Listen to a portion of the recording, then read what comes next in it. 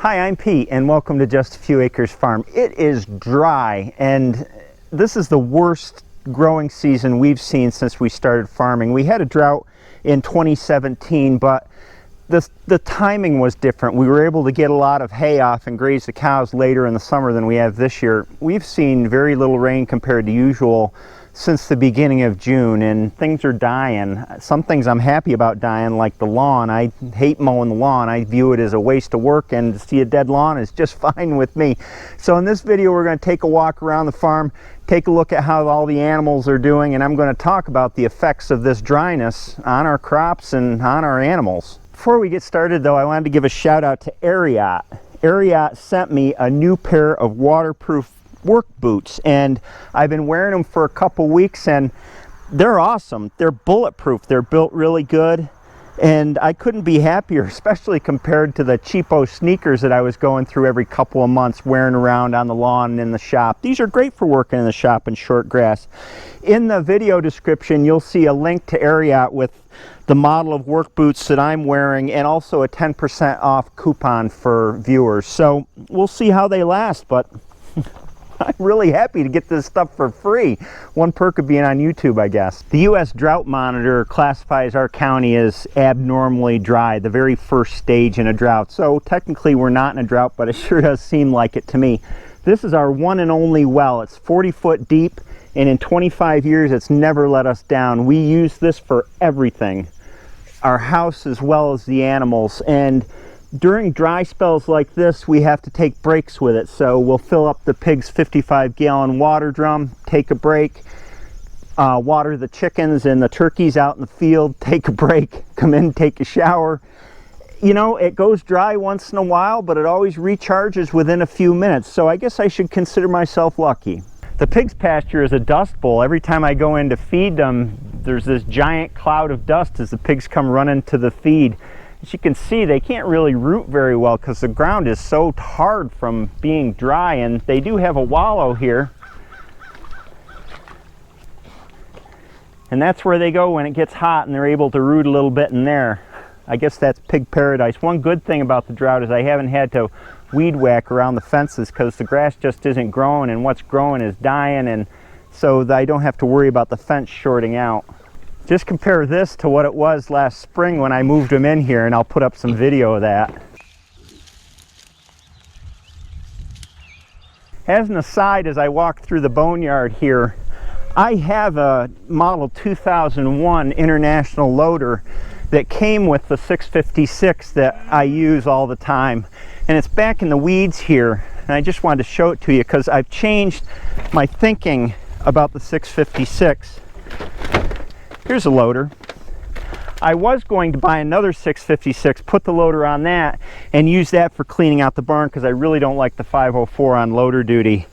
But instead I thought, well, I've already got a 656, just happens to be a diesel, and they don't start so easy in the wintertime cold, but I thought, well, I'm going to put this loader on the 656. I'm going to buy a joystick control for it so that it works really easily. I have a Power Beyond plate up in my extra stock to put on the 656 so I can still use both remote hydraulics while I have the loader on it, because the loader will be powered by a separate joystick.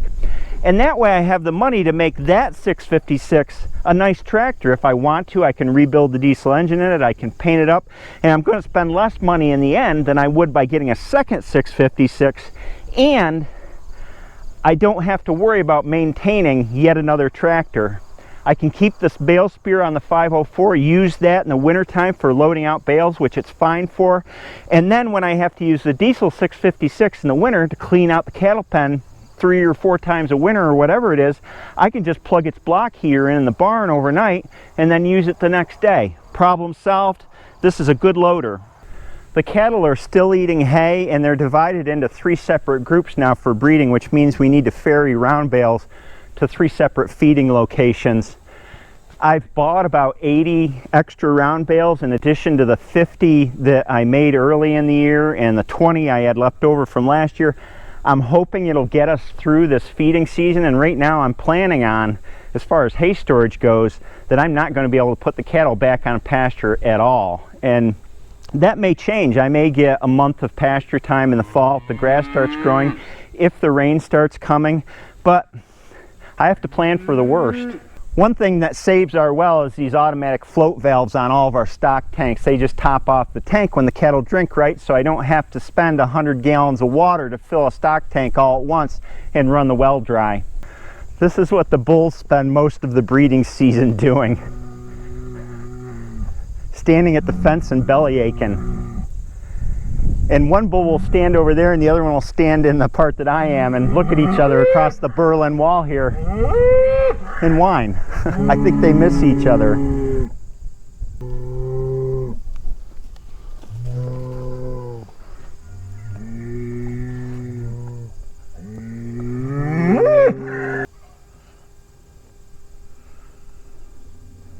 You know, it's funny with our cows, we'll see the bulls follow the cows around one by one, and they'll berate nose to tail with them for a day as they come into heat. This is the way Sammy's been acting lately. He kicks up his heels a lot now. You just missed it on the camera, but he's getting dangerous. Since we brought the last steer, he's kind of the lead steer now, and he's dangerous to be around. He's friendly and he'll kick up. See, here's Titus. Calling the matador. Anyway, what I was saying is, we'll see the bull following the cow around as it's starting to come into heat, and heat has different phases. So standing heat is in the middle when the cow can be bred, and you have intermediate heats times in front of and behind that, where if the bull tries to mount the cow, it'll scoot out from under the cow. But the bull knows by scent when the cow's coming into heat. He'll follow it around as if to say, I'm going to be here when you need me. Do you need me yet? Do you need me yet? What about now? And eventually he'll breed her. We rarely, in fact never this season, see the bull actually breeding the cow. It just happens. After a couple days we'll see the bull tailing another cow, and he'll drop the cow that he was after, and we take that as the cow has been bred. We put it on the calendar as the breed date, and that's the way it holds. The cow will deliver on time next year, although we never saw it being bred. I don't walk the fields much these days because it's too depressing. It may look green and a bit tall on a faraway view, but when you get down and look at it, really the only thing that's growing is alfalfa. And even the alfalfa is stressed more than usual. Even though it's deep rooted, it's not getting the water it needs. So the leaf hoppers are starting to take their toll, and that's what causes these yellow leaves, these little tiny leaf hoppers that get on the stem and suck the moisture out of them. The clover is growing a little bit, but most of it has died back because of the hot weather, which it does in hot weather. The grass is not growing at all, but it's turning, and it's got a lot of dead in it. So I don't know if I'll get to turn the cows back out onto this. My sense is that I'd rather not stress the grass even more by having it chomped off and just let it store whatever nutrients it can for the winter season, and then have it come back stronger next year. But you know, having said that, and looking at this field and seeing that the alfalfa is starting to go to bloom and it's going to decline anyway, I might better turn the cattle back out here, supplement with hay, and let them eat the alfalfa. I'm going to give it a little time and see if it starts to come back as it cools down more and the grass has come in, but there's definitely at least one more grazing left here. The ground is so dry that the electric fences have lost their zap. I can lay my hand on an electronet and not feel a thing off of this, even though it's plugged into the main fence. And that's because fences rely on the conductivity of the ground to complete their circuit when you touch it. And even though our fence is well grounded, when the ground gets dry, it loses that conductivity. So there's not much I can do about that. Boy, I'll tell you, pushing these posts into the ground is Hillary gets mad when we move all these turkeys, because it's really tough. The ground is hard. If you remember, we got all tom turkeys this year because we had a problem with the hatchery, and we've never done that before. We've always raised straight run turkeys, a mixture of males and females. They'll whine all day. Anyway, they fight more. The toms will fight with each other. They tend to peck on each other's heads, and if one's getting picked on, they'll bunch up on them. And we've had to put some turkeys, 3 or 4 back in the brooder because they've been picked on so badly. So I guess raising all toms isn't a great thing to do, but we didn't have a choice. They are growing a lot faster than usual, and I expect in about 3 weeks we'll have some 12-pound turkeys to butcher out of this batch. The dryness hasn't affected the broilers too much. After all, they eat grain and they have plenty of water in the buckets above their pens. But they are leaving a trail of desolation behind them because the grass just can't take the added stress of the foot traffic and the manure load. So we have brown trails running back from them. Our last batch of broilers for the season's in the brooder now, and once that works out into the field, we'll be reducing boxes one by one as we go through butchering the rest of them, and we'll be done butchering by mid-October. We've had a few problems with a predator. I'm guessing it's a raccoon, but I'm not really sure because we haven't seen them digging under the edge of the boxes at night.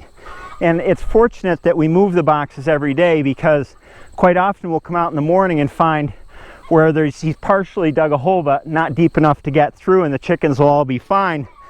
I imagine the next night when he comes back and realizes the boxes are moved must be pretty frustrating because he's got to start a new hole. So we've only lost a few broilers to him, and that's kind of par for the course for the season. This usually happens, and it's just something we plan on.